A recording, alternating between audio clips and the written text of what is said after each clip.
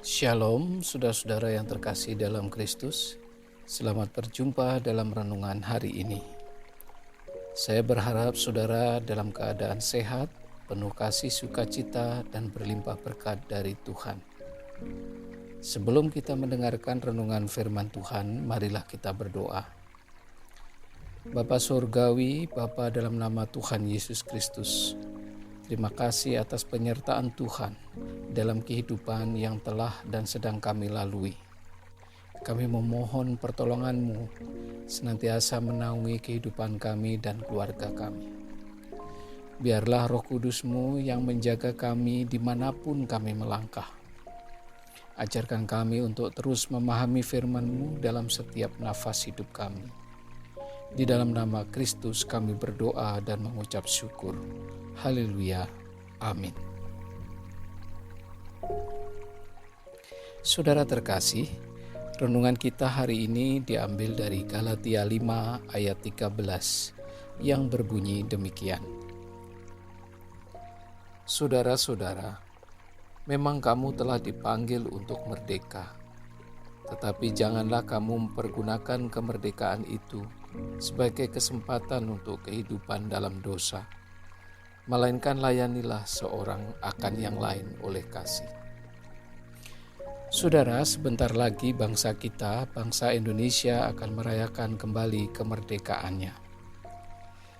Kita patut bangga dan bersyukur atas anugerah kemerdekaan yang diberikan Tuhan untuk bangsa kita, karena dengan kemerdekaan tersebut kita bisa menghirup kebebasan untuk menentukan masa depan kita. Ya, meskipun dalam kenyataannya ada banyak juga kita temui kemerdekaan itu diartikan secara salah. Ada banyak orang yang mengaplikasikan kebebasan secara semena-mena. Kekuasaan dan jabatan yang dimiliki justru disalahgunakan. Batasan dan aturan yang ada dengan sengaja justru dilanggar, sehingga tindakannya itu merugikan banyak orang dan bahkan merusak kehidupan bangsa dan bernegara. Keserakahan duniawi menutupi akal sehat mereka, sehingga mereka tidak lagi mampu melihat mana benar dan mana yang salah. Kemasan kemewahan duniawi menjadi keutamaan mereka, dan hatinya tawar terhadap kebenaran firman Tuhan. Demi kepentingan pribadi dan golongan, terkadang mereka tidak segan juga untuk mengorbankan orang lain. Saudara, dalam Galatia 5 ayat 13 ini, Paulus menyampaikan peringatan kepada orang-orang di Galatia, di mana pada masa itu beberapa orang di antara jemaat Galatia telah mengabaikan prinsip-prinsip kasih dan bertindak secara tidak bertanggung jawab dalam penggunaan kemerdekaan mereka dalam Kristus.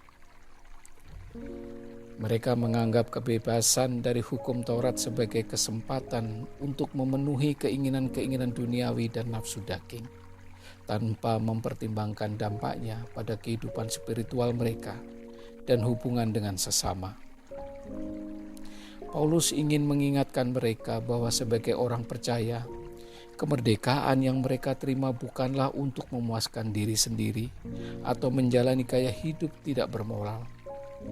Sebaliknya, kemerdekaan dalam Kristus harus dihayati dengan tanggung jawab moral, cinta kasih, dan pelayanan kepada sesama. Saudara, Paulus menekankan pentingnya berusaha oleh kasih untuk saling menghambakan diri satu sama lain. Ini berarti mengutamakan kepentingan dan kebaikan orang lain di atas keinginan egois diri sendiri.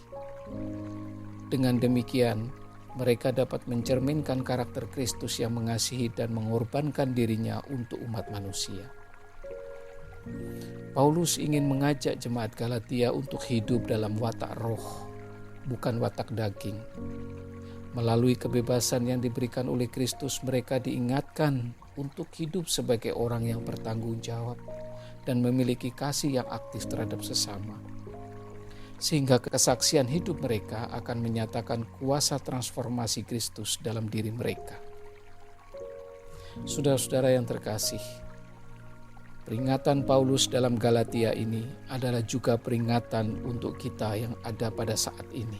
Akan pentingnya menggunakan kemerdekaan dalam Kristus dengan bertanggung jawab dan tidak menyalahgunakannya.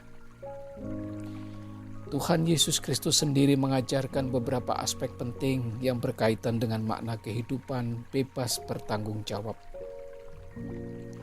Di mana dalam kebebasan yang bertanggung jawab ditekankan dua hal utama. Yang pertama, saudara, kebenaran yang memerdekakan. Di dalam Yohanes 8 ayat yang ke-32, Yesus mengajarkan bahwa kebenaran yang diketahui akan memerdekakan orang. Kebenaran yang dimaksud adalah kebenaran moral, etika, dan rohani. Ketika seseorang mengenali kebenaran ini dan hidup sesuai dengan ajaran Tuhan, mereka memperoleh kebebasan dari dosa dan pengaruh jahat dan kecenderungan egoisme. Kedua, saudara, cinta dan pengampunan. Dalam Matius 22 ayat 37 hingga 39, serta Matius 5 ayat 44. Yesus menekankan pentingnya cinta dan pengampunan dalam hidup sebagai tanda kebebasan yang bertanggung jawab. Mengasihi sesama seperti diri sendiri, bahkan mengasihi musuh adalah konsep penting dalam hidup yang diajarkan Kristus. Pengampunan juga merupakan bagian penting dari kebebasan yang bertanggung jawab, karena membebaskan hati dan jiwa dari amarah dan dendam. Dalam ajaran Yesus, kebebasan bukanlah hak untuk melakukan apapun tanpa pertanggungjawaban. Sebaliknya, kebebasan yang sejati melibatkan pembebasan dari dosa dan ketidakbenaran, kemampuan untuk mengasihi dan mengampuni sesama, serta tanggung jawab atas tindakan dan keputusan pribadi. Saudara, penting untuk diingat bahwa kebebasan yang bertanggung jawab ini bukan hanya tentang kebebasan individu, tetapi juga tentang bagaimana kebebasan itu dapat digunakan untuk kebaikan bersama dan untuk menghormati kebebasan orang lain. Dengan hidup dalam kebebasan yang bertanggung jawab, orang dapat mencapai kedamaian dan tujuan hidup yang lebih tinggi. Saudara, marilah kita bersama dengan tekun belajar mengartikan kebebasan yang bertanggung jawab, penuh kasih terhadap sesama, pengampunan dan keadilan sebagaimana diajarkan oleh Yesus Kristus. Marilah kita berdoa. Bapa di dalam surga, terima kasih atas firman-Mu. Kami memohon pertolongan Tuhan untuk kiranya Roh Kudus memampukan kami bersikap bertanggung jawab dalam mengartikan kebebasan dan kemerdekaan dalam hidup kami. Ajarkan kami untuk mengutamakan kejujuran dan kasih terhadap sesama kami. Di dalam nama Kristus Tuhan kami berdoa. Amin. Puji Tuhan, saudara.